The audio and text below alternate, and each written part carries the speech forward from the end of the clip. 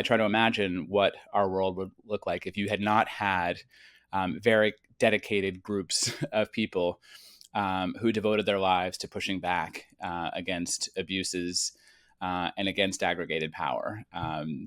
People like to say, oh, we might as well do anything because it can't be worse. It can be a lot worse. And it has been a lot worse, throughout the world, even today in the world. I'm delighted to welcome Ben Wizner, the director of the Speech, Privacy and Technology Project at the American Civil Liberties Union, in conversation with Jarrad Hope, the CEO and co-founder of Status and Logos Collective. Gentlemen, welcome. Nice to be here. Just wanted to kick off the conversation, Ben, to ask you about your journey to become a prominent lawyer and civil liberties advocate with the ACLU.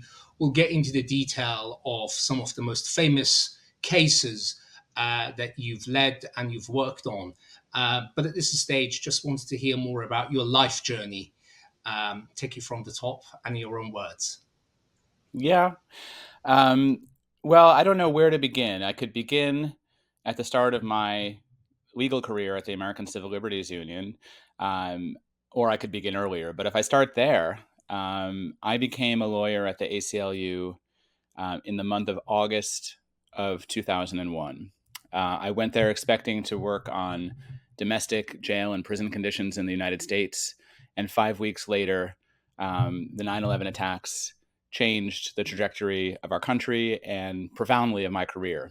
I did end up doing work in jails and prisons, but they were part of an archipelago of CIA torture prisons around the world, rather than local jails and prisons in the United States. So you could say that my career as a lawyer has been entirely shaped by the events that occurred really in just my first or second month on the job. Before that, I guess what I can say is that I always had the sense that I wanted to work for people and not for property. And that when I became a lawyer, I had no interest in selling my services to corporations, that I wanted to fashion a career where I could essentially protect people from government power, from corporate power, as much as possible. And I've tried to make that my lodestar. I think one of those interesting things, you've mentioned that you wanted to work for people and not for property, and you went to some of the most prestigious schools in America. So what was it that sort of convinced you that that's the route that you want to pursue, as opposed to pursuing other avenues in law? I think the most honest answer here is that at the center of it is not charity or principle, but a kind of selfishness. I couldn't think of anything more interesting to do with my life than the kinds of cases that I've been able to work on. I couldn't think of anything more tedious or dull than helping one bank sue another bank. And so while obviously the compensation is in a different universe, the kind of daily excitement and satisfaction and the compensatory prestige that one gets from being able to work on the most prominent issues of the day in a high-profile way are really what drove me forward. So I don't want to make this a story about altruism. This is really a story about what my passion was. But why is that interesting to you, like these particular cases? Well, I mean, again, I think that you open up the newspaper and see some of the events that are shaping the world. There are different ways to be involved in those stories. Some people get involved through politics. The nice thing about doing it through law is that you manage to be involved in those exciting issues, but not have to, kind of descend to the dirtier or tawdrier level of retail politics. You can still essentially be in elite spaces. I can make my arguments to judges rather than packed auditoriums. I don't know how best to answer that question, except to say that I could not think of anything more interesting or rewarding to do than try to help someone who is a victim of human rights abuses take on impossible odds. Interesting, thank you. So you've mentioned the Speech, Privacy and Technology Project at the ACLU that you've been involved in for the past 2 decades, and you've been leading it. Now, this is a unit which is specifically working on civil liberties with a focus on national security and tech. And in the post 9/11 world, a lot of things have changed. But I think it'll be interesting to a lot of our viewers and listeners to find out a bit more about the remit of this project. What does it do on a daily basis? What are the most important cases that you're working on? I will, and to be clear, in my 2 decades at the ACLU, the first I spent in another project that we call the National Security Project, but these are projects that have overlapping jurisdictions and remits. Essentially, what the Speech, Privacy, and Technology Project is trying to do is place ourselves at the intersection of new developments in science and technology and human rights, and think about how the rapid acceleration of certain kinds of technologies is going to have a bearing, for better and for worse, on human rights and civil liberties, whether that's where we've had most of our focus, which is the just explosive growth of surveillance technologies and how we can protect civil liberties in the face of that new reality. And I'm sure we'll talk more about that in a minute, or others. Think about genetic advances and how much our DNA reveals now, how much more than it did 20 or 30 or 40 years ago, and how much power that gives those who have control over it. And then as well, the effects that it has on freedom of expression and the ability of powerful entities to censor.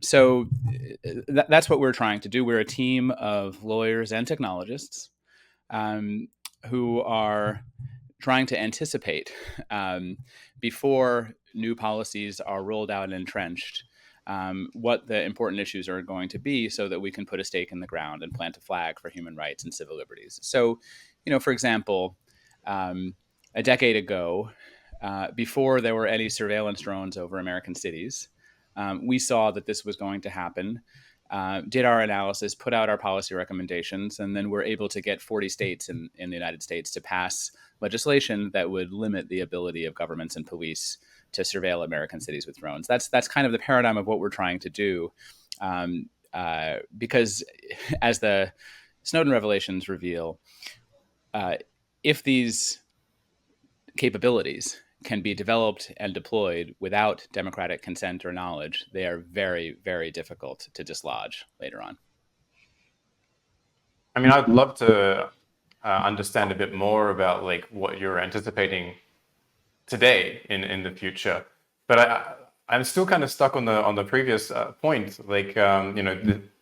You say that there's not you come from a perspective of altruism, but you're working for the ACLU or work in that body, and you're advocating for human rights and civil liberties. So they must have some kind of importance to you, and I'd be very curious, what your take is on that.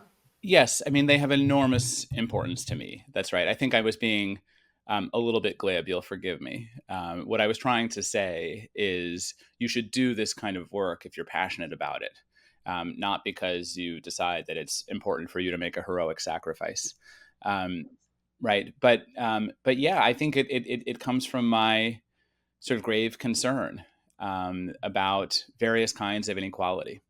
About inequality in resources, inequality in power, and ways that I think about what our world would, as challenging as our current circumstances are. I try to imagine what our world would look like if you had not had very dedicated groups of people who devoted their lives to pushing back against abuses and against aggregated power. People like to say, "Oh, we might as well do anything because it can't be worse." It can be a lot worse, and it has been a lot worse, throughout the world, even today in the world. And so, yes, I mean, I think obviously some of my motivation comes from very deep political commitments. Gotcha. And I guess I'd be very curious if you could explain to the audience why civil liberties matter at all. Yeah, I mean, I think we use these terms somewhat interchangeably at the ACLU: civil rights, civil liberties, human rights. But the idea is that there are some fundamental rights that need to be protected even from the tyranny of the majority. In general, in democracies, we trust electoral majorities to make most important decisions. How will the population be taxed? What conduct is legal or illegal and should be criminalized? How are we going to fund our schools and hospitals? And there are some issues that we generally cannot trust to political majorities, and those involve the rights of minorities who have no political power and who will be systematically abused and oppressed if we leave everything to majority rule. And I think about my work after 9/11. There was no constituency, no political constituency in the United States to defend the rights of accused Muslim terrorists sitting in CIA or US military prisons abroad. It was either going to be the courts or they were going to be abandoned. I mean, these were our only opportunities. And so you think about the rights of non-citizens who can't vote. If they're not protected by courts, they're not going to be protected by anyone. The rights of children who can't vote, as well the rights of criminals in general, people who are convicted of crimes. Whenever you see political leaders railing against a particular population, those are the people who need human rights advocates, civil liberties lawyers to stand between them and the power of the majority. So here's a really interesting question that I wanted to bring Jarrad in, because civil liberties have come up a few times during the course of this conversation. Jarrad, you're a successful technologist, researcher, writer, but also I know that you're a very committed civil libertarian. And I know that we've discussed sort of how you think the tech stack that you're leading and you've created and developed over the past few years is going to be a game changer when it comes to civil liberties. Specifically in the context of what we have in Web 2, which is this global digital panopticon, bit of a surveillance state. So yes, I just wanted you, if that's possible, for you to tell some of our audience who might be interested about why you think this tech stack in particular and the broader work that you're concentrating on is going to be a game changer in securing civil liberties. I think I think like the legal approach is certainly necessary for this to go ahead, right? And our conversations with some of the whistleblowers and hacktivists from the sort of 2013 era, they were fundamentally sort of reformist in some ways, right? There's always this sort of the ideal path would be to achieve reform within the state infrastructure. I guess what's so compelling to me about, say, blockchains, if designed correctly, is they can act as a sort of new authority or a new order in which certain rights, such as civil liberties, can actually be enforced in code.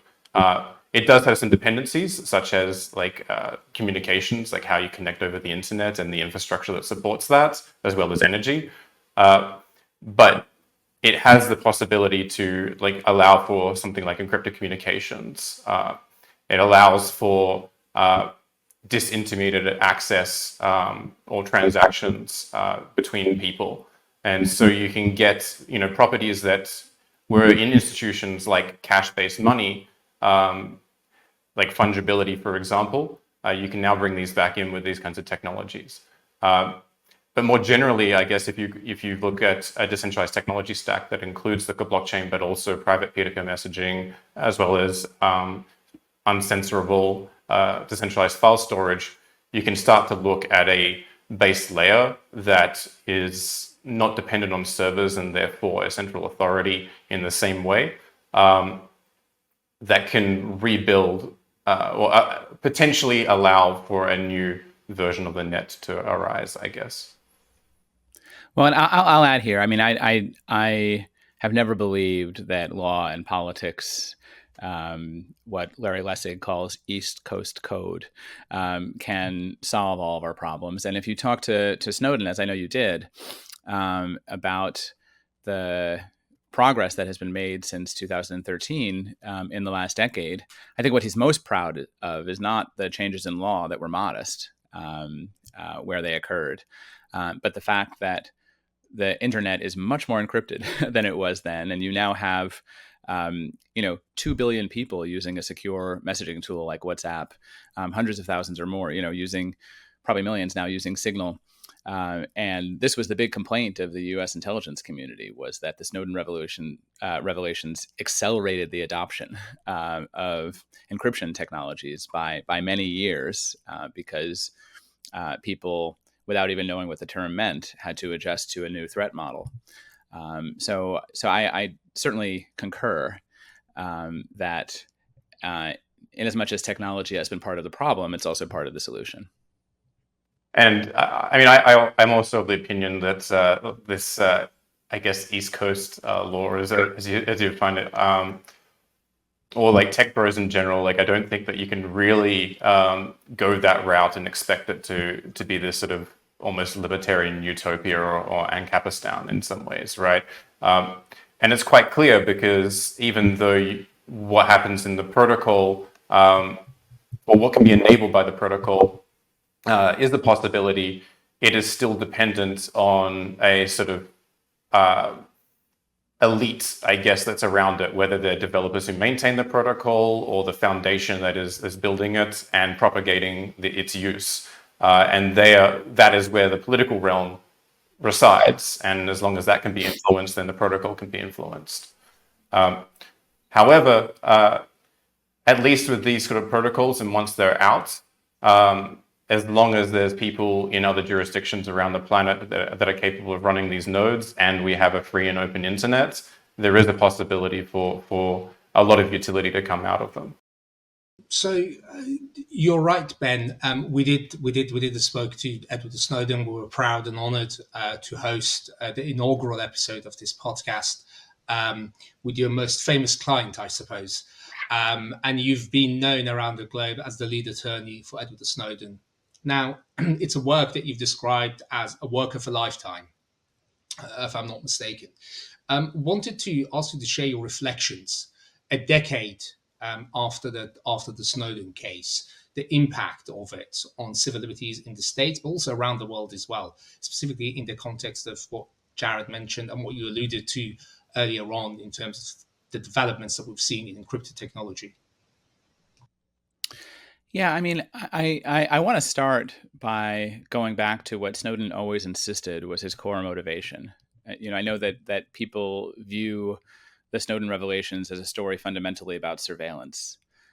For him, the revelations were fundamentally a story about democratic accountability, and secondarily, a story about surveillance. For him, the core sin was not even that these systems were deployed, but that governments walled themselves off from the democratic populations and made hugely consequential decisions in secret, without not only without informing the public, but while affirmatively lying to the public.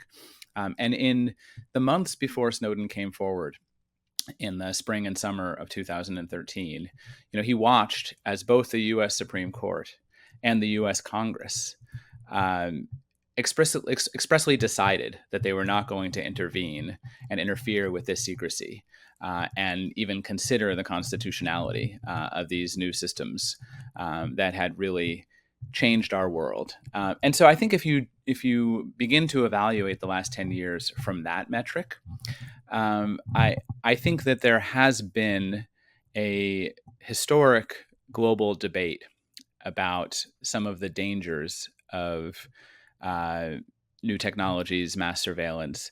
Now, that debate hasn't always resolved itself the way that I would want it to, or the way that Snowden has wanted it to. But the fact that you had parliaments in many countries openly discussing what was going on, in some cases, as in the U.S., enacting historic reforms, was itself, vitally important.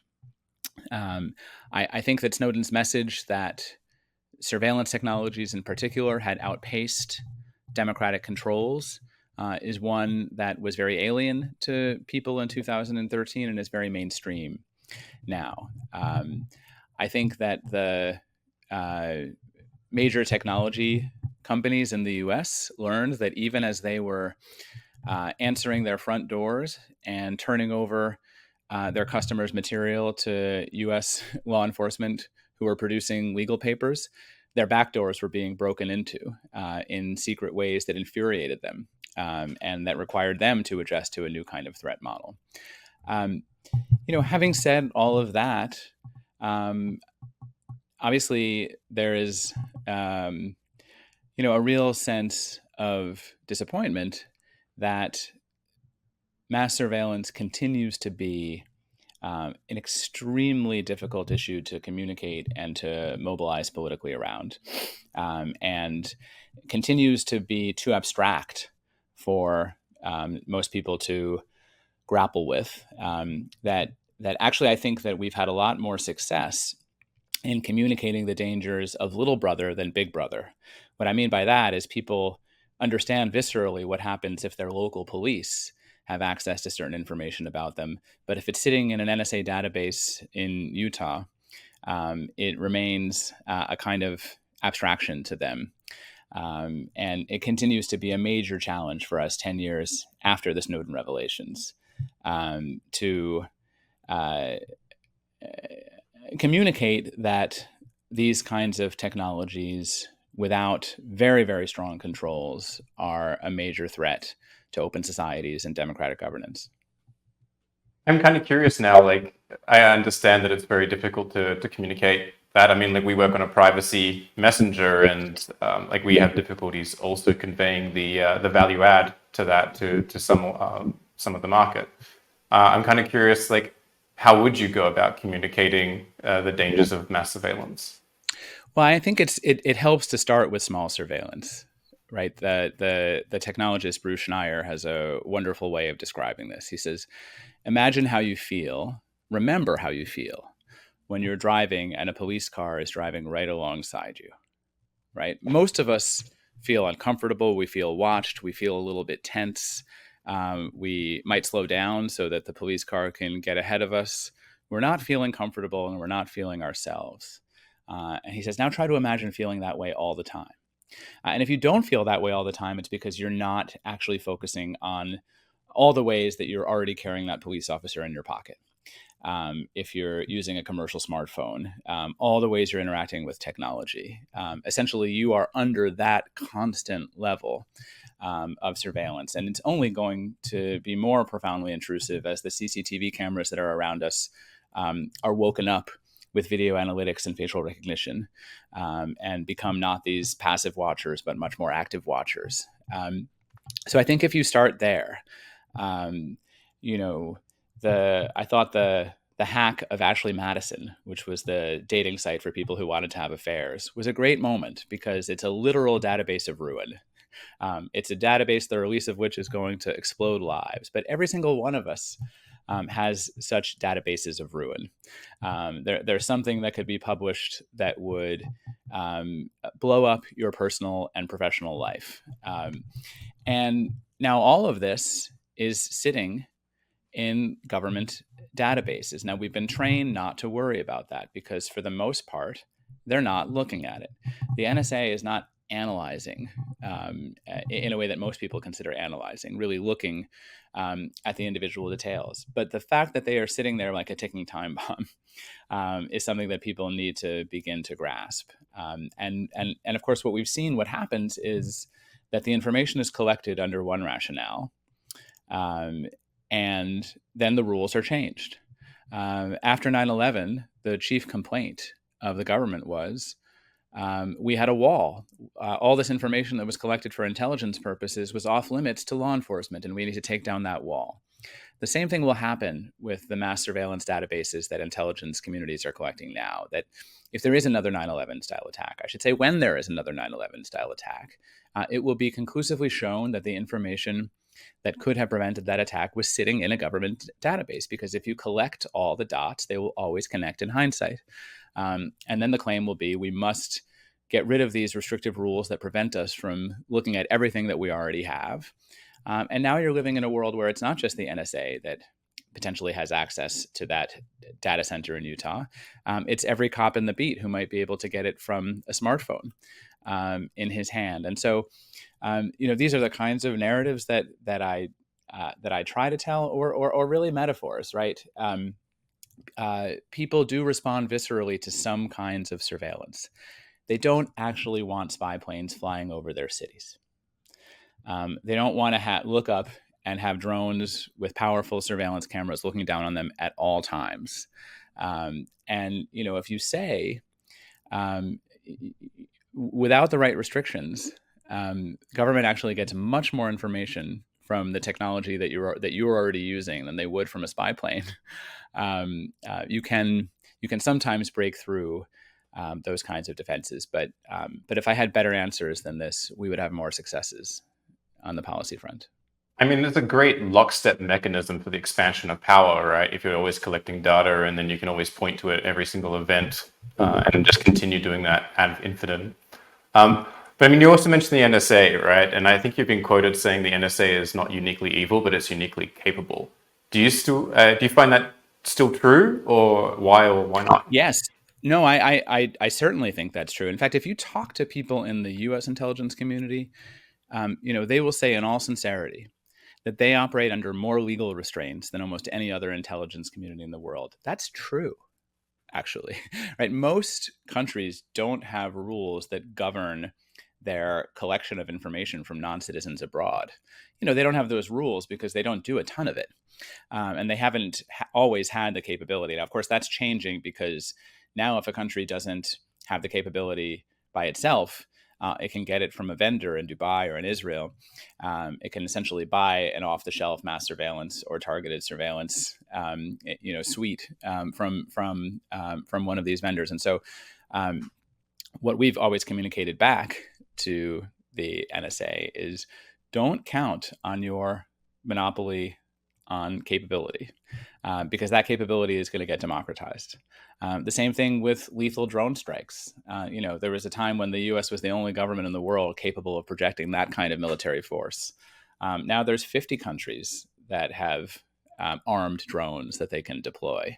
And so it's in the U.S. government's interest to set global rules rather than sort of flouting them at a time before the technology becomes so democratized. But yes, I mean, I really do think that the story in the U.S. is capability driving policy. Build it because we can. Collect it all. We'll find a use later. This was the mantra. The authorities will follow. The uses will follow. But for now, collect it because we can, and it might be useful. Of course, that's true.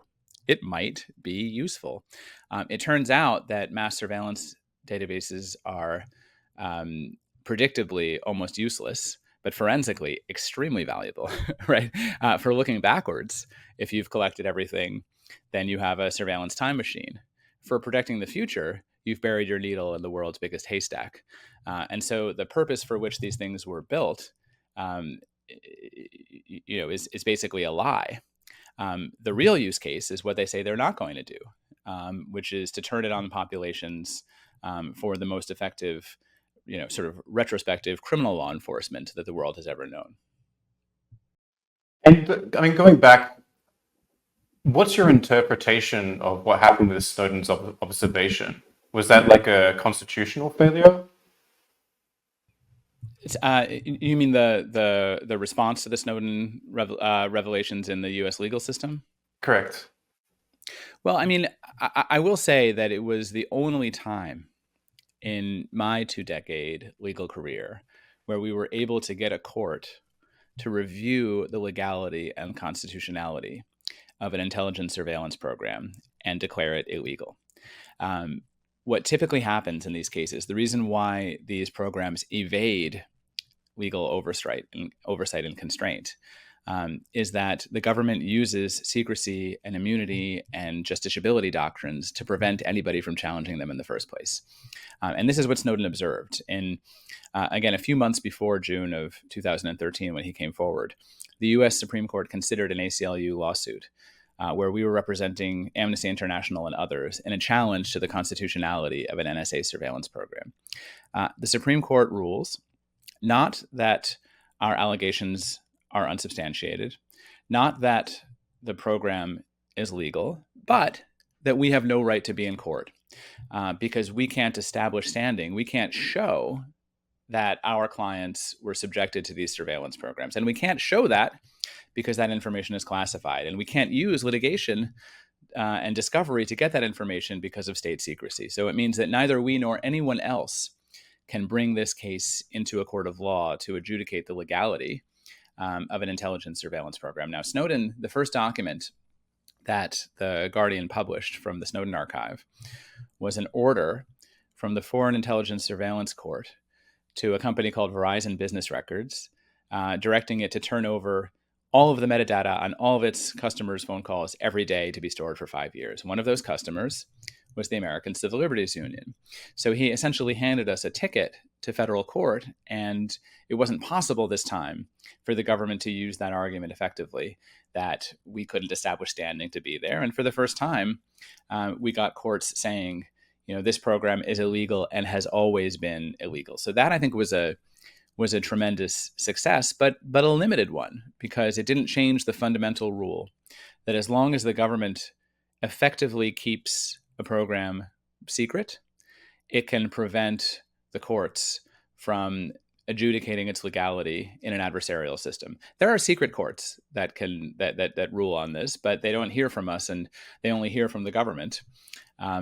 Those courts operate as rubber stamps. And the other thing I would say about the Snowden revelations is they really do show the power of sunlight. In the weeks after the initial publications, President Obama came forward and said irritably, look, there's nothing for you to be worried about. Everything that's been revealed has been approved by all three branches of government. That was actually true. And that was also the problem. Because once the public was added to the conversation, all three branches of government, stung by this sunlight, had to change their position. You saw the executive branch unilaterally rolling back some programs, the courts, as I just said a minute ago, finally ruling on their legality, and Congress, for the first time since the 1970s, restricting rather than expanding the intelligence authority of the intelligence authorities of the surveillance state. And so, again, all of these things were limited, but I think, to me, they did point a way. No one's going to solve this problem. All we can do is try to strengthen the entities that are capable of conducting some oversight. For that, we're going to need more whistleblowers, right? We can't expect one in 2013 to solve our problems in 2025. Unfortunately, we're going to need people to come forward with some regularity to tell us what's going on, so that we can put pressure on courts, so that we can put pressure on parliaments, so that the media can play a much bigger role, and so that the corporations that are the government's partners can feel the pressure of public disapproval and do a little bit more to stand between their customers and government power. So, I think one of the funny conversations I have with Snowden is, he accuses me of being an incrementalist, and I accuse him of being a solutionist. He says that, I am a weak reformer who just is tinkering around the edges. And I say that he is a, utopian idealist who doesn't understand politics. And that essentially democracy is not a problem that can be solved.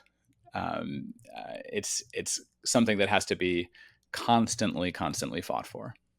I kind of want to ask about, how you view Snowden as a solutionist, but I almost feel like it's unfair without having him here as well to defend himself. But why is he, why in your view do you view him to be utopian? Well, I think if he were not, then he would not have taken the risk that he took. And so the world depends on people who have that kind of vision, courage, even if it's unrealistic, right? So if he had come to me in March of 2013 and said, I'm thinking of doing this in June, I'm going to change the world, I would have tied him to my chair and said, I'm not letting you leave this room and blow up your life. But I would have been wrong. He did change the world. He might not have changed it exactly the way that he expected to, but he really did. He really did change it. It's people like him who changed the world. I say that my role of the lifetime was just being his conciliary, trying to help him on his historic walk, help him avoid worse decisions and make better decisions. But sort of people with my temperament and sensibility don't make historic change in the same way. So no, I think on the political side, he hoped to see the kind of classification reform that would make whistleblowers unnecessary going forward, right? And he hoped to see a much more kind of profound global public rejection of mass surveillance that would be enduring than what we saw. And I think that he is, sort of quite sympathetic to your mission of, trying to use technology to create other pathways for these kinds of reforms. I suspect more so than I am. But yes, it's true. It would be an interesting episode to have the two of us list a half a dozen topics and talk about our different approaches to them and the different ways in which we see them. Definitely. No, I love that. I mean, I guess, like, to play devil's advocate, these issues we're talking about are effectively matters of national security, right? Like, that's the justification for mass surveillance and, these secret courts and having, government approval through all the different branches of power. Like, what's your take on that, or what's your perspective? I mean, my perspective is that national security are weasel words that have almost no meaning whatsoever, and that the kind of whole concept of national security has been used to advance anti-democratic values. We all understand what national defense is, that countries face genuine external threats, some more than others. The U.S. hasn't faced a legitimate one in quite some time. We all understand what public safety is and what police powers, but try to define national security in any kind of coherent way, and particularly the way the term is used in the U.S. context, which encompasses, I think, quite legitimate issues of national defense, like trying to slow nuclear proliferation, but also the most far-fetched and fanciful and idiotic terrorist plots that are concocted by undercover FBI agents. We call it, national security, counterterrorism, right? These concepts have been used to justify a wholesale departure from the rule of law. So we understand, even in conservative societies, that in the criminal justice context, for example, if the police break the rules, that might mean that a guilty person has to go free. And that's the price that we pay of having a rule of law and a system that is governed by constitutional values. But that kind of understanding is completely absent when you start using the language of national security. And so, we have the government saying this individual at Guantanamo cannot be released because it's too dangerous to national security. Literally, what does that mean? What does it mean for a global hyperpower to say that one individual can't be released from prison because he's a threat to national security? That we don't mock that is a real political failure. Americans are more likely to drown in their bathtub than they are to be killed by a terrorist. And so I think one of the most important things to do, and it's another very, very difficult thing to do, is to get people to understand and to really internalize that they live in one of the most secure societies in the history of the planet. That the likelihood that they will die from violence is lower than it has ever been in human history. And to have a politics that can't recognize that, that inflates the threat rather than telling people to be more resilient, more courageous, and to experience their freedom.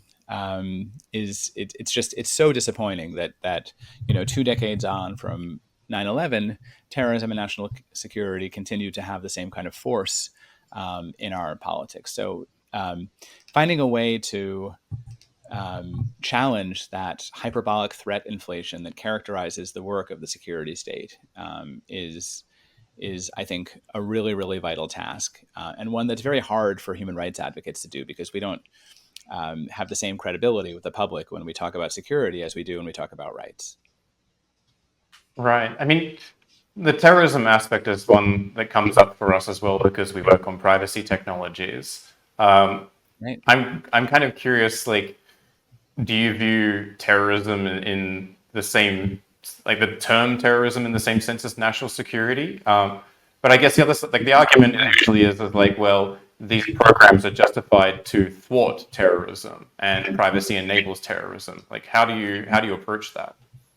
Yeah, I just, with great frustration, I say, like, where this has played out a lot in our work, which has a lot of overlaps with yours, is in defending secure communication, right? So for the last, at least into the 1990s, the FBI has been trying to ban end-to-end encryption in one way or another, through passing legislation that would install a Clipper chip, through seeking backdoors, or asking a court, in the case of Apple and FBI, to require a technology company to hack its own product, and to build weaknesses into it.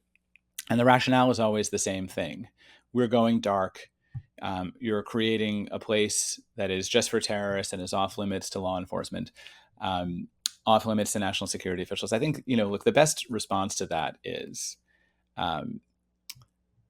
you're not going dark. You're going so bright that you need sunglasses. You have more information about us at your fingertips than you have ever had. And you would not go back 40 years before the adoption of encryption if it meant that you lost all of the other tools that you've picked up since then. And the idea that you want to weaken our defenses for these edge cases is something that is opposed not just by civil libertarians, but by people who are responsible for cyber defense and cybersecurity, right? I think that where secure communications has a little bit of an advantage over some of the other newer technologies, blockchains, for example, is that when we were fighting over their legality, right, you had half the government on one side and half the government on the other side. You had huge industry lined up against law enforcement on these, right? The sort of use cases for communication security were so strong, so compelling, so obvious, and endorsed by such powerful entities that it wasn't just the power of the state versus some idealist human rights advocates. You have the people in the NSA who are responsible for doing cyber defense who think, look, the FBI doesn't need one more tool. We need strong encryption. You have all the corporations and the banks who need strong encryption. So I think the challenge when it's come to newer technologies is that you don't have that same kind of powerful coalition arrayed on the privacy side, because you don't have the established use cases that you saw for secure communications. Interesting. Now, Edward Snowden's name came up a few times, and yes, we sort of hosted him in the first episode of this podcast. Jarrad, you had a very interesting conversation with Edward Snowden. I know that you followed him perhaps since 2013, and you discussed Logos State Vision with him and quite a lot of technical issues. But I wanted to ask you about your personal reflections of that conversation. It was quite an in-depth conversation. Yeah, I mean, I guess like both Snowden and Assange are people I looked up to when I was younger, for different reasons. And I need to start that again. It's a good question. I don't know. Yeah, I mean, I guess like with both Assange and Snowden were people I looked up to when I was younger. They were both like people who were utopian, as Ben was saying, and they had a vision, and they really wanted to change the world, and they made a huge impact. At least they made the attempt to, and there were some consequences. I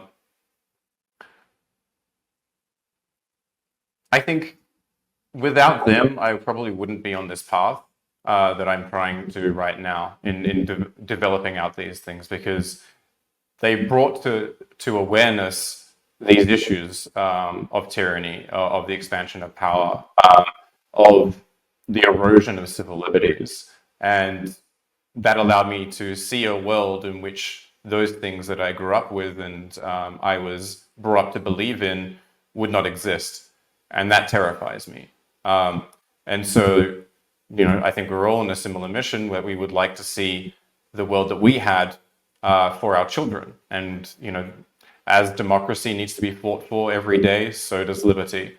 And that's what it comes down to, I guess. Very interesting. You've also mentioned Julian Assange, and one of the other episodes that we hosted was a conversation between Jarrad and Stella Assange on this very same podcast.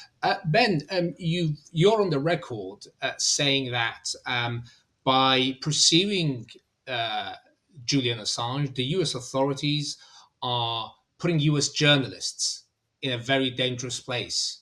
Can you elaborate a bit more what you mean? Yeah, I would say in at least two ways that are important. And just to give a little bit of context here, in modern American history, we have never attempted to prosecute someone for publishing truthful information.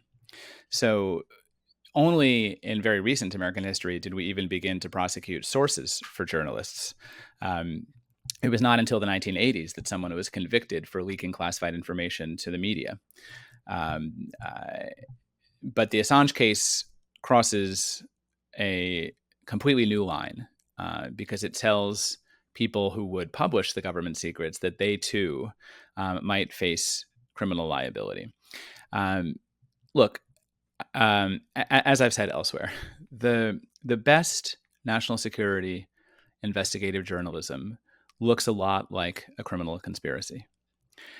Governments like the US have very broad secrecy laws that prohibit anyone who works in the government from disclosing what it refers to as national defense information to anyone not authorized to receive it, including the media and the public. On a daily basis, reporters from mainstream news organizations are essentially conspiring with sources to evade the government's criminal secrecy laws.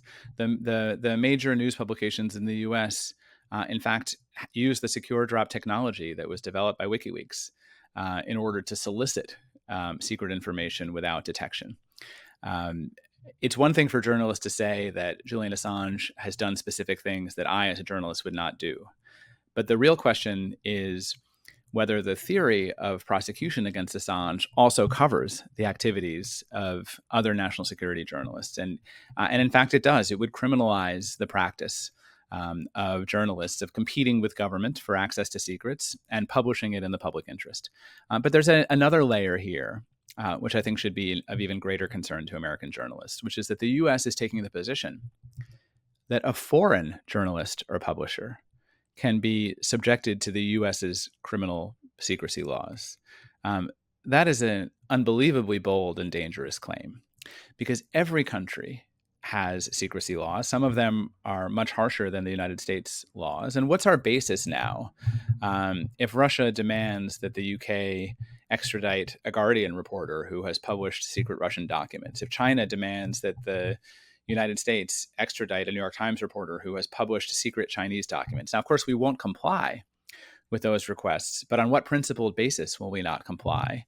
Once we've established the precedent that the United States can imprison an Australian publisher for not respecting the US's secrecy laws. And so the damage to the US's soft power here, the damage to our ability to stand up for journalists in other countries, in Turkey and Iran, in Kyrgyzstan, who might be arrested for doing their work, will be really, really incalculable. And the point is not that tomorrow or the next day you'll see New York Times reporters extradited to China or imprisoned by the United States government, but that in the US newsrooms, the lawyers will be telling the journalists, you cannot do that because we now know that that's a crime that can be punished as a felony. and foreign countries will simply ignore our attempts to defend press freedom worldwide. So it's really, really vital that there be a resolution to the Assange case that does not involve extradition, trial, and conviction. And we're all working in all the ways that we know how to prevent that from being the outcome. So Julian Assange was mentioned. He has this 2013 book, which there is a phrase that he says, "We are the last free generation, or the last generation that experienced freedom on the web."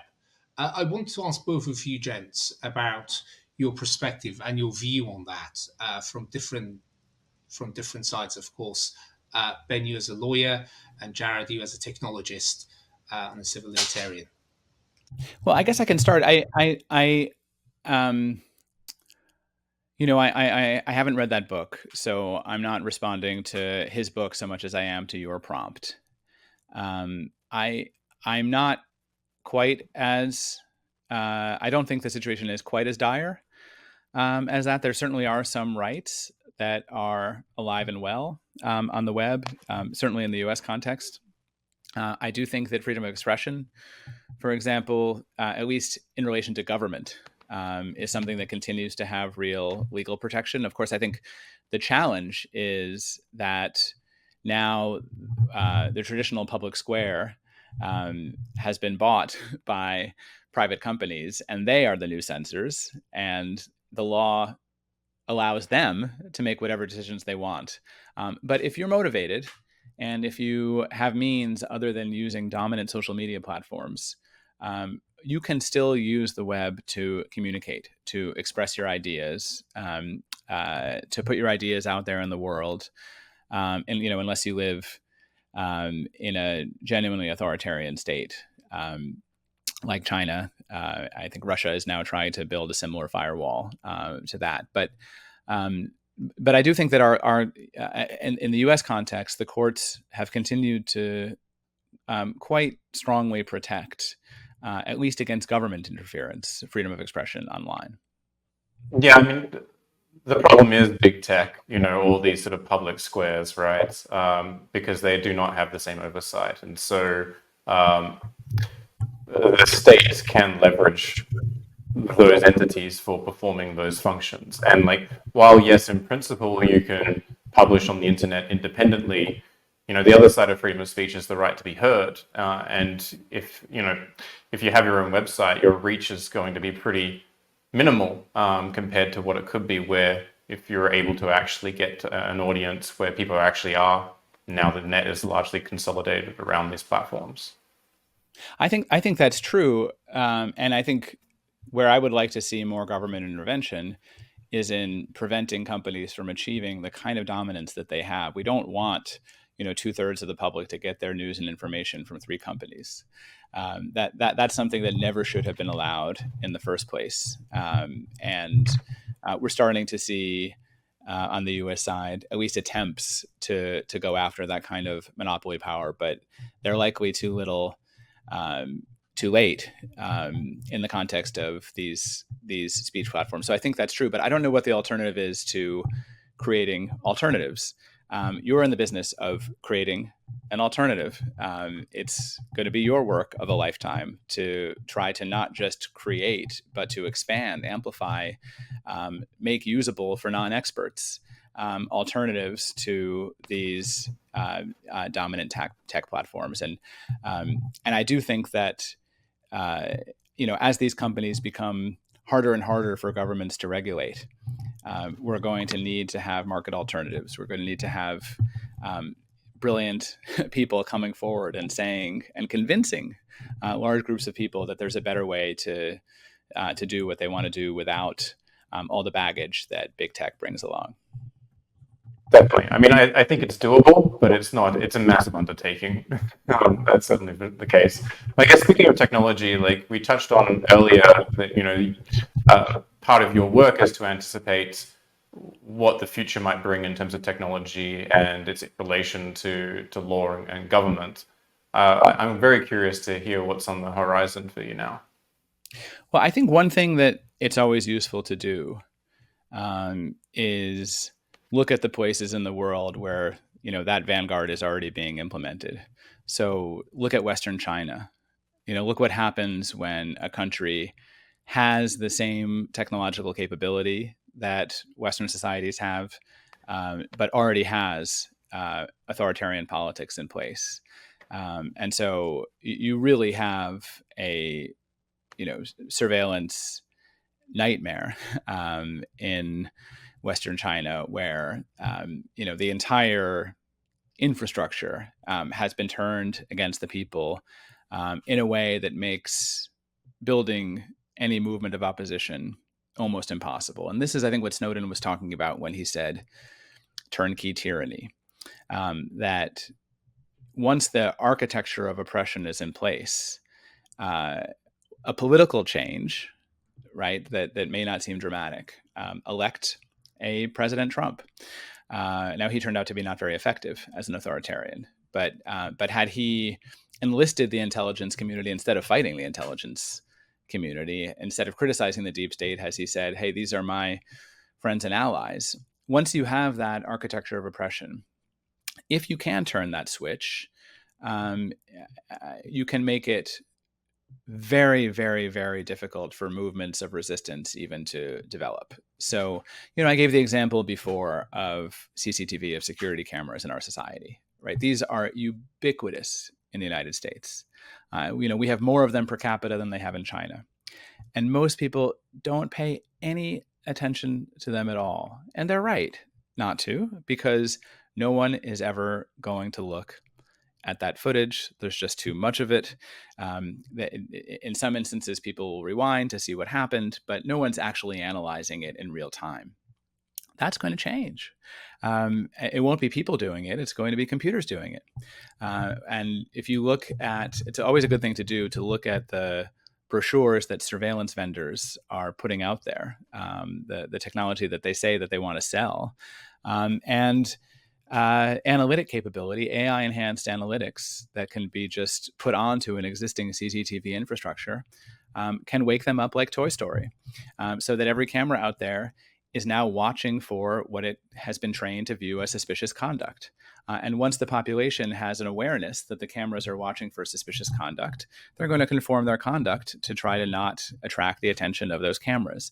If you add facial recognition to that same infrastructure, you've turned every camera into a digital checkpoint.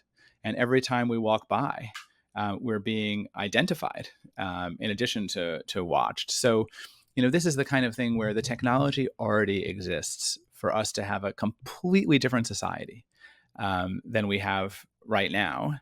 And we need to use law and politics to prevent those things from being deployed. And we want to prevent them from being deployed because, of course, the game on the other side is get them deployed as quickly as possible and show that they prevented X, Y, or Z, or solved this, or caught a serial killer, or found these child pornographers, or saved a child. This is what's happening with facial recognition right now. That as people express less concern about terrorism, we're told this is the only way that we're going to be able to catch child predators or identify child victims with these kinds of new technologies. So that is one way of thinking about the dark future. Is look at the most sophisticated deployments in the current authoritarian world and try to prevent us from going down those roads. I think one thing that gives me hopes for Western liberal democracies, at least, is the United Kingdom has a vast CCTV network, and there's a bunch of vigilantes going around in southern London knocking out cameras in response to the ULEZ stuff. I don't know if you've been following that at all. Yeah, no, I haven't. And I think we're seeing more creative forms of surveillance, counter surveillance, people developing technologies that will defeat facial recognition. And that's a place where I think there's room for a ton of innovation, is in disruptive technologies. Yeah, we're all going to be wearing fancy makeup. Something like that. Yeah. I'm kind of curious, like, how you make the argument for the right to privacy. Yeah. I mean, I think that privacy is a word that's been asked to do too much, and that people respond more deeply to a word like liberty, to a word like freedom, to a word like fairness, right? And so all of those are words that intersect with various aspects of privacy, right? So, do we want secret, unaccountable systems to be making decisions that affect our lives without our having any visibility into how they operate? Right. I mean, like, this is how black box AI deployments are already implicating rights and liberties. And um, uh, I think if you think about it in that way, is um, yeah, I think people end up getting trapped in the nothing to hide framework, and you can come up with the most devastating persuasive arguments against that, but somehow that word privacy, it just doesn't capture what we're getting at when we worry about state intrusions onto individual rights and liberties. And so as much as possible, I try to use the other words that are more deeply resonant to people, like words like freedom and words like liberty, words like fairness. Gotcha. Yeah, I agree, and like I've come to that conclusion myself. I guess the other one that I realized that at least in our context, integrating privacy into, say, a blockchain, and my view of blockchains is like it's a form of I wouldn't say legalistic order, but it's an order of a kind. And if you can introduce, these sort of privacy mechanisms into it, you allow for you allow the system to get closer to an aspect of neutrality, and the service network itself becomes neutral to the content that's flowing through it, which I would hope to see institutions being built on in the future. Yeah, and again, that's generally been one of the strong arguments for secure communications platforms.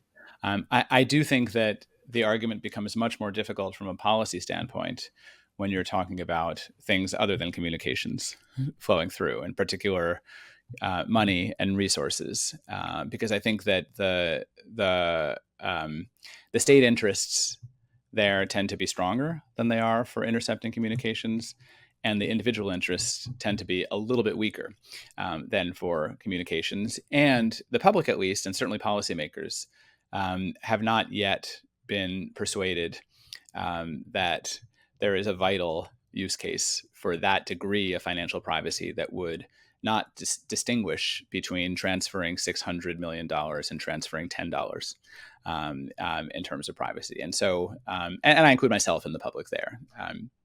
I certainly think that if there's going to be any government involvement at all in any digital currencies, that's hugely dangerous unless there is some way to guarantee that the same protections that we have from cash, for small transactions at least, are still available, which is technologically possible, but I think we don't trust governments to do that, nor should we really trust governments in that context. Of course, the alternative right now is to trust MasterCard, Venmo, PayPal, Bank of America, not the greatest institutions on the planet either. But I don't think the crypto community, for lack of a better term, has broken through to the public, and in particular attracted powerful allies in the same way that we did with encrypted communications, to convey that there are really vital everyday use cases for a much higher degree of financial privacy. Yeah, I mean, I think the crypto community has largely been focused on the financial aspects of like what a blockchain does, but I actually think governance in general is what its real application will be in the sort of medium to long term. So I would love to see. I would love to see blockchain use cases and applications that are not sitting on top of a casino, right? Right. I mean, I think that's the problem, is that, you scratch the surface a little bit, and a lot of them um, uh, are created by people who are, sort of sitting on a pile of coins. Definitely. Yeah, I mean, from an outsider looking in, it's like I'm not, but I can imagine one. Yeah.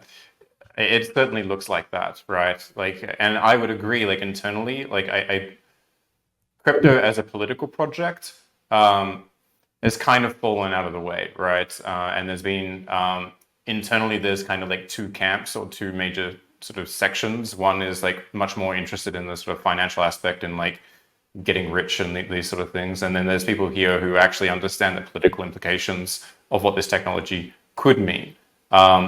However, there isn't a coherent political formula, and its propagation hasn't fully manifested itself yet. But that's part of what we're trying to Right. do.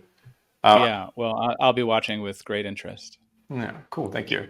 On communication per se, like even if we are talking about the transmission of money, like isn't that a form of communication?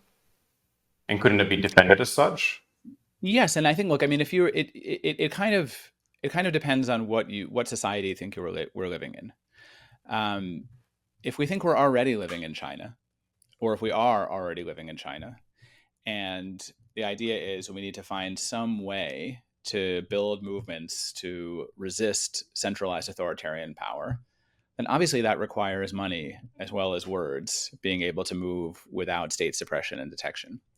Um, if we sort of take a social democratic Scandinavian country as our norm, where there's a fair amount of political freedom, and the quality of life of the citizens there depends on a well-enforced progressive tax code, where the richest people are paying 70% and the poorest people are paying nothing, then the kind of financial invisibility and privacy that these technologies deploy can be a real threat to the social good that governments kind of need to carry out. And so it really kind of depends where you are in this. And I think that's one of the real divides, is that when I talk to my friend Edward Snowden, he is politically already in that world where the state and the authority is malevolent.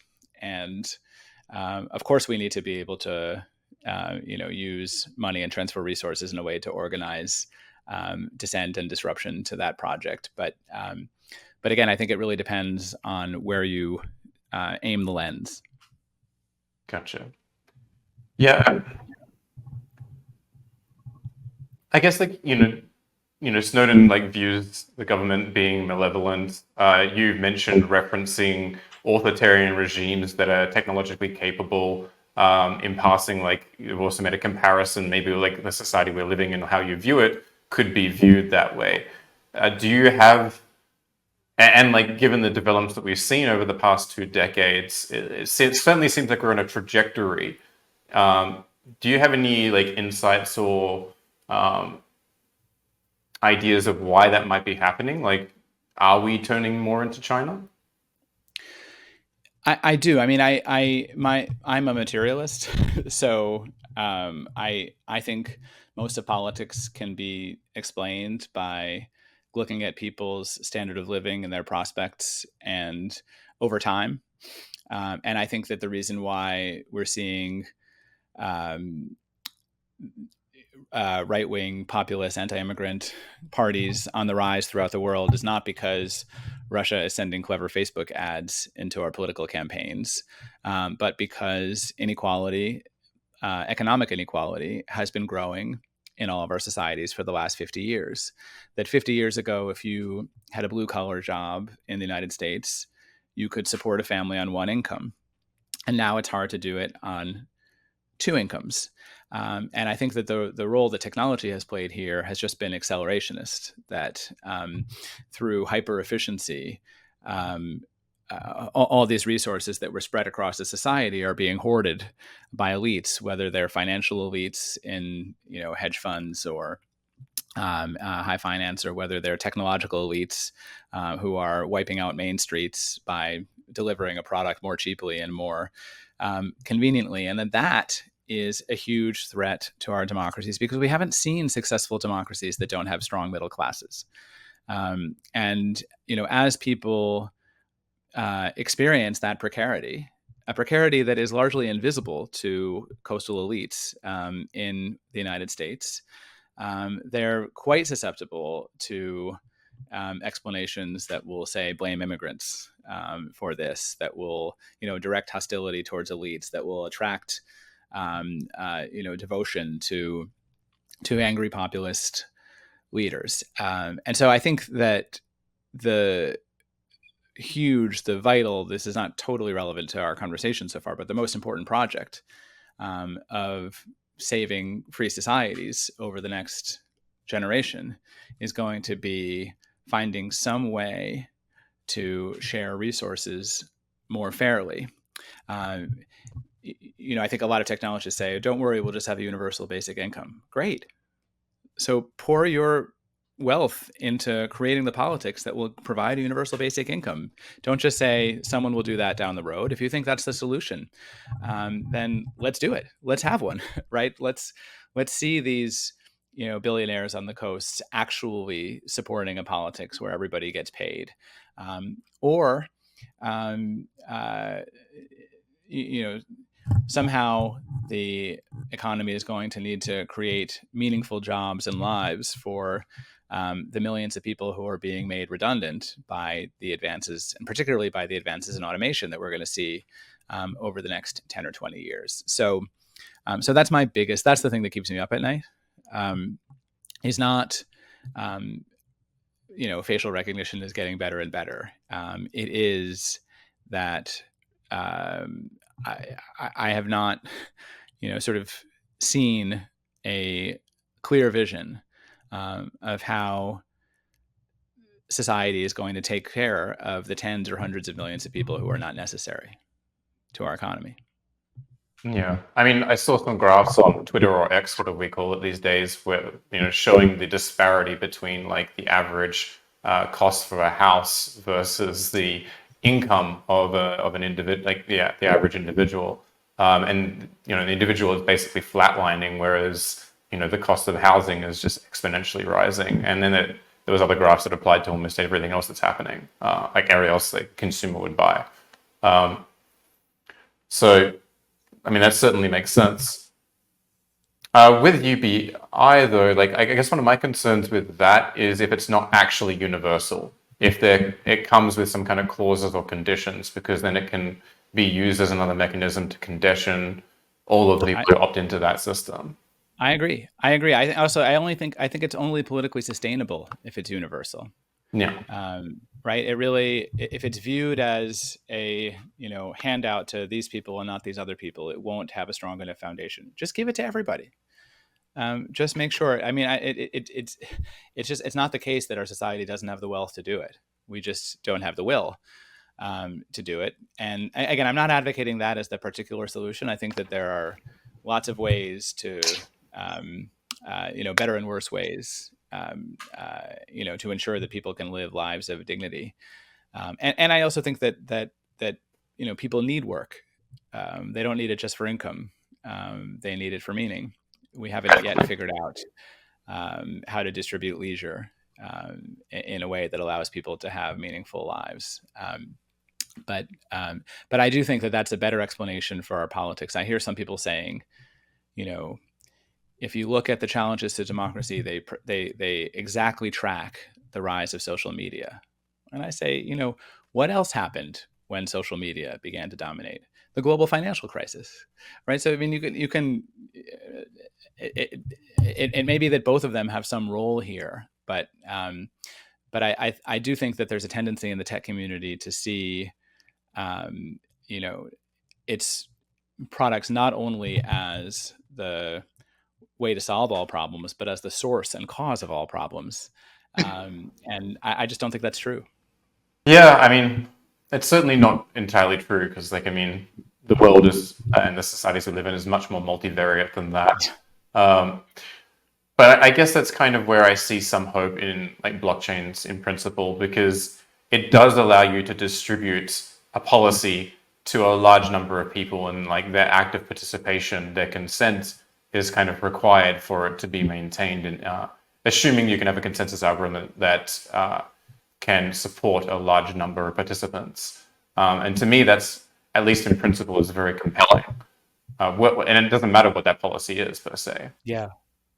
Well, keep innovating, right? I mean, I think, yeah, people, and it needs to be legible to people who are not the most sophisticated tech users. Well, right? I mean, this is the reason why. Yeah. Right. No one used PGP because the UX sucks. Well, it's just, I mean, you had to have, both users had to have the capability to have a PGP key, to know how it worked, to right.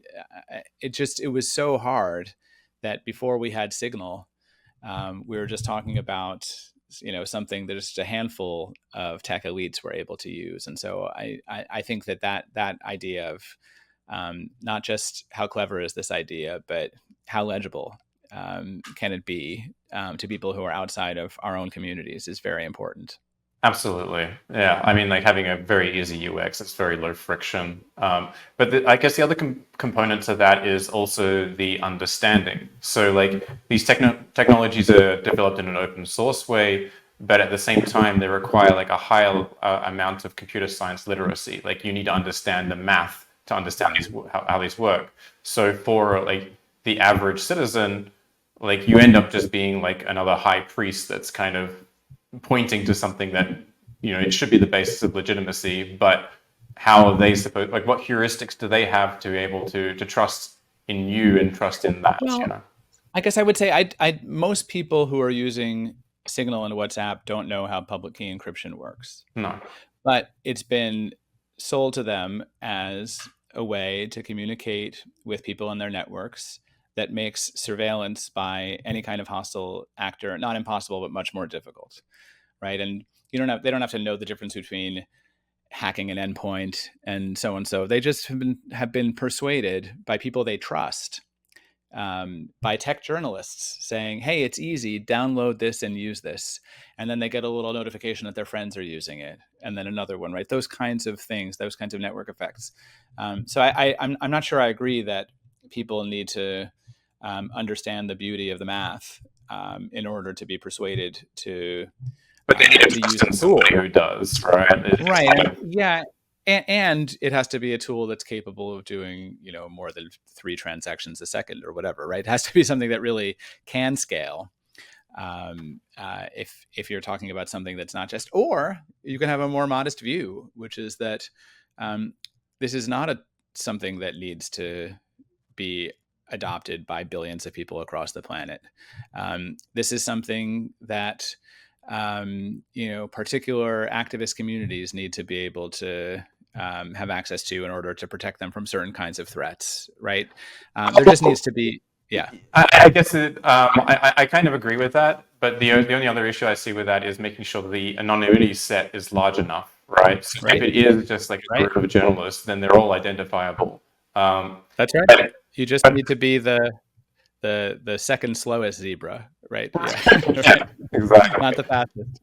Yeah. But in a similar way, like if you could imagine this as a separate center of power or an authority or a social order, you can at least, and I know that's a big leap to kind of come to, but at least we can prove in code that certain rights are encoded into this order, right? So it's like, the right to privacy, for example, if you are using the system, you will have it.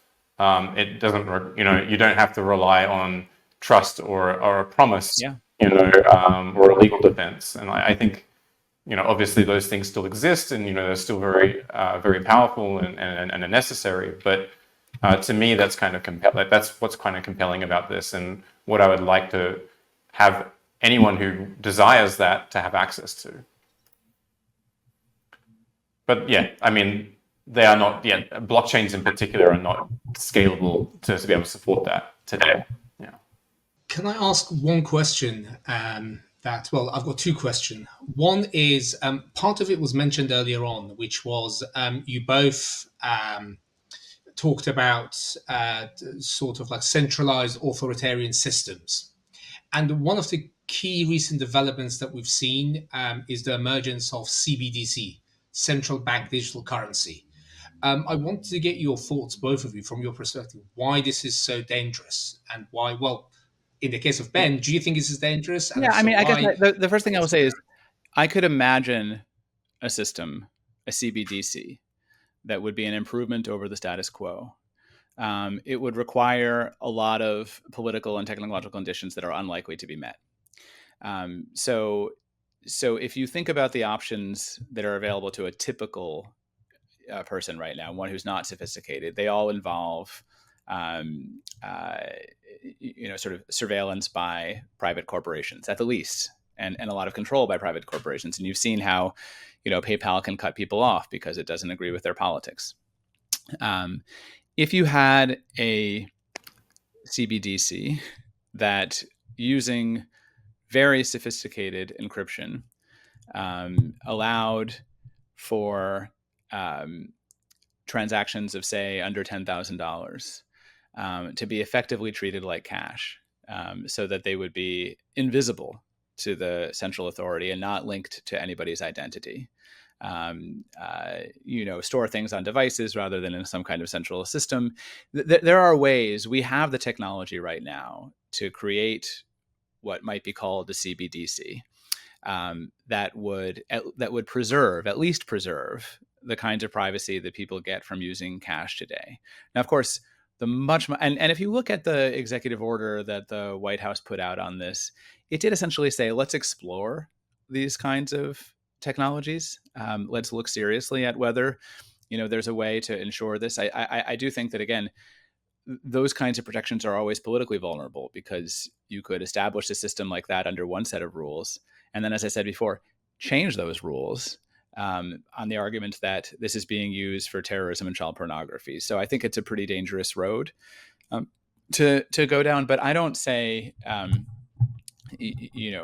that there's no way in which a system like this could be created that would not be an improvement over the corporate dominated one that we have right now. I just say that it would require a very, very unlikely set of political and legal conditions that will be hard to beat. So our position is, if you can guarantee conditions 1 through 7, then we would not oppose the creation of this kind of mechanism.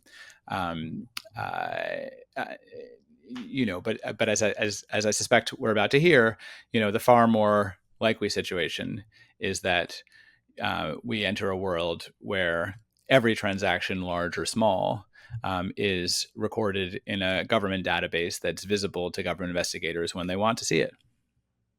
Yeah, I mean, now query how different that is from today, when all they need to do is call up Venmo, call up PayPal, call up Bank of America, call up Chase Bank, and get this information, usually without a warrant, in our legal regime. So I think that the status quo that we're living in is most of the way towards in our society, the dystopia that you were going to say this thing would create. I think we're already in that place.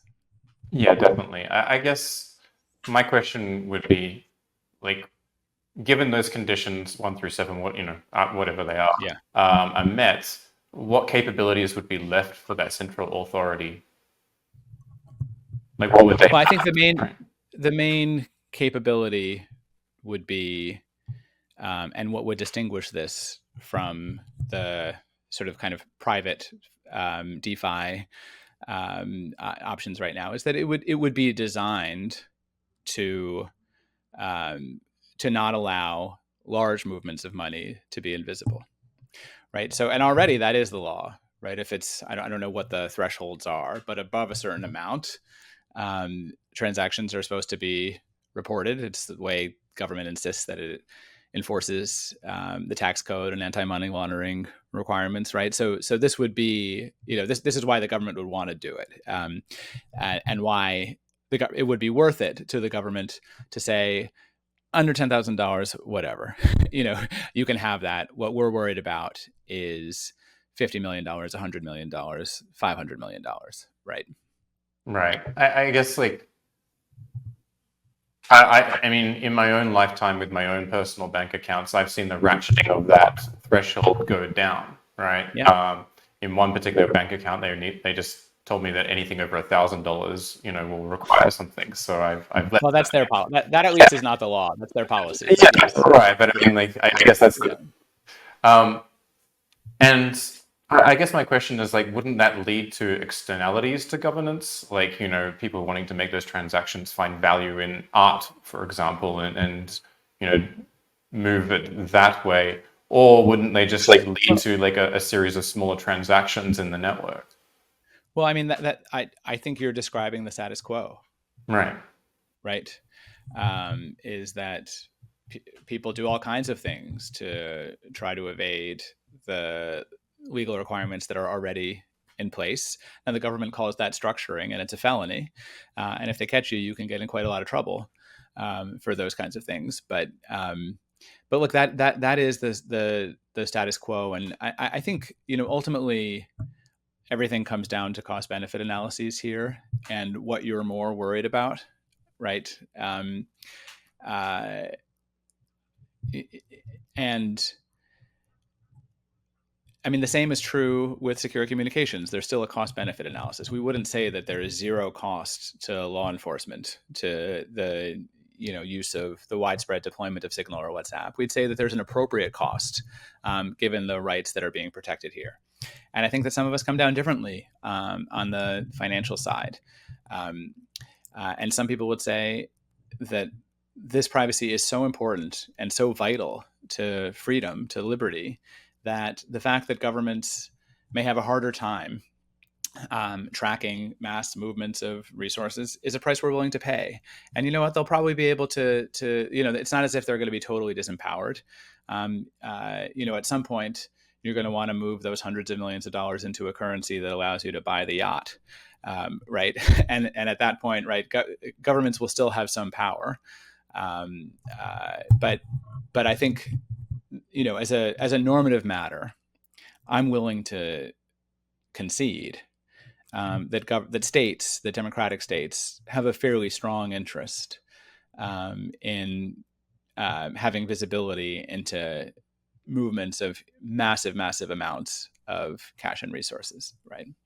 I guess, yeah, I mean, I can say that. I mean, my question was going to be like, well, if this is the current status quo, then what's the benefit of the government even in trying to do it as CBDC? But like, I could see that if they were able to, get a better overview of all transactions, even though in the system they're supposed to be private unless they're over a certain threshold, they might have that. I guess the other question that I would have though is then, like, why is like KYC and AML applied to average citizens, and like why, like, society in general seems to be a shift away from into cashless societies, and like, are these really the people that are making these very large transactions? Yeah, no, I don't disagree there, and you certainly won't see human rights organizations advocating for a central bank digital currency. What you'll see us doing is, if we see that train has left the station, then doing everything possible, to create friction in these systems to maintain, and I think, again, as you say, there's so much less use of cash now, less and less every year. We have to fight against businesses prohibiting customers paying in cash, right, and making that illegal. People should be able to pay in cash for anything. And so, if there could be a way for people to do routine small transactions in a digital currency that was not stored in a corporate database, or indeed in any database, right, then I would cheer that, whether it's created by the private sector or whether it's created by the government. The greater danger with the government is that, as I said, that they can change the rules. But I think, if Tornado Cash, right, if their pools had all been $10,000 or lower, I don't think they'd be in the trouble that they're in with OFAC and with the government than they are when they allow hundreds of millions of dollars to be mixed. I mean, that's certainly a topic we can get into. I think maybe we'll save that one for the for the next conversation. I think so. I mean, and I guess it's like this idea that, the government can change the rules is why I find a move away from CBDs and prefer blockchains is more preferable, because at least the policy is distributed, as well as the computational energy requirements to maintain that system can be distributed. And that to me seems like a stronger promise of upholding a certain set of, rules or whatever the policy might be, even if that includes transactions over a certain amount being transparent. Yeah, but you also could create a set of rules that is not as blatantly inconsistent with the existing rules in democratic societies. Definitely. Right? Yeah. Definitely. Yeah. Yeah. And yes, I am inclined to agree that being able to achieve that degree of privacy, if it were usable for the masses, right, would be preferable without government involvement. Yeah, we'll get there. But I mean, that's a big if. Yeah. Right. I have one last question, which is for both of you, gentlemen. That is, we've discussed quite a lot during the course of this conversation, and it was a fascinating conversation for me to witness and for me to watch. We've discussed the past, but also the future threats towards our rights and liberties. When you look ahead, are you hopeful and optimistic or not, and why? Both. I mean, I am hopeful and I'm worried. I'm worried because, as I mentioned before, the increasing inequality, the massive economic disruption, and the way historically that has led to huge political upheavals means that we're going to have to buckle up and fasten our seatbelts. I think we're going to be entering, quite a turbulent time. I'm optimistic because I think that, people have shown over time that we're able to get things right. We're able to improve these systems.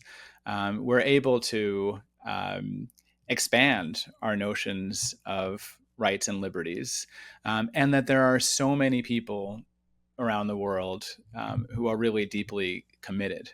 In my daily interactions, I'm not encountering a lot of hopelessness. I'm encountering a lot of fight and people who realize that, maybe in the last half century, we had an unusually quiet period in some of our societies, and that we're sort of returning to a time that's a little bit more typical of human history, where we're going to have to adjust to much more significant changes than whether the Democrats or the Republicans are in power, right? But real sort of major societal disruptions. But I see so many people so brilliantly trying to light a way forward that it's hard to sort of spend your days around those people and remain pessimistic. Yeah, I mean, I'm also both, hopeful and worried for very much the same reasons. And we were all born into an unprecedented historical peace as well. So it is quite new for us to enter into a state of conflict around the world. And I think as long as people like Ben and myself trying different avenues of which can help steer our societies in a direction that is fair and more equal for all. I think there's also a demand for, within the public, within the people, for the things that we fight for.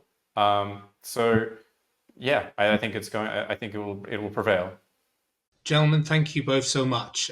It was an honor to witness this conversation and to ask a few questions. I personally really enjoyed it. I hope you both enjoyed it as well. Thanks very much. It was a real pleasure. I hope to talk to you both again. Thanks, Ben.